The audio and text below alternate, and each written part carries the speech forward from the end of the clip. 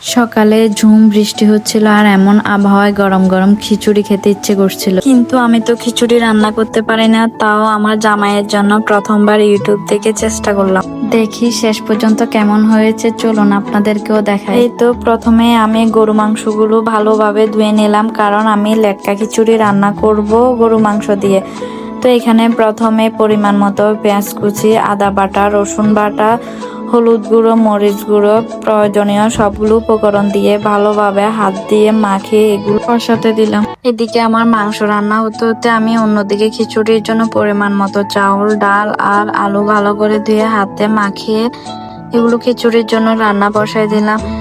এদিকে আমার গরু মাংস রান্না হয়ে গেছে। তারপর মাংসগুলো খিচুড়ির মধ্যে ঢেলে ভালো করে মিক্স করে নিলাম। তারপর চুলার আঁচটা একটু কমিয়ে দিলাম, যাতে নরম হয়ে সব মশলা ভিতরে ঢুকে। এরপর পেঁয়াজ কুচি আর রসুন কুচি দিয়ে বাগার দিয়ে দিলাম। এই তো আমার খিচুড়ি রান্না শেষ। রান্না করতে করতে একটু ভয় লাগছিল কেমন হবে, তবুও মন দিয়ে আর ভালোবাসা দিয়ে রান্নাটা শেষ করলাম।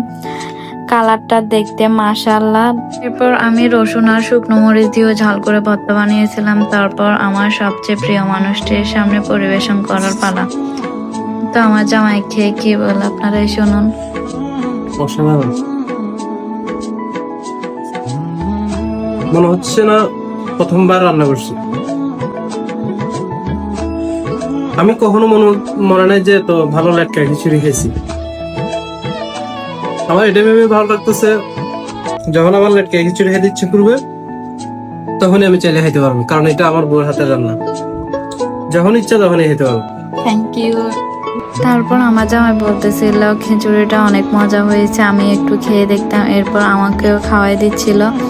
আসলে অনেক মজা হয়েছে। আমি তো নিজে রান্না খেয়ে নিজে ফিদা হয়ে গেছি। অবশেষে আমার কষ্টটা সার্থক হলো। আজকে এই পর্যন্তই। আল্লাহ হাফেজ।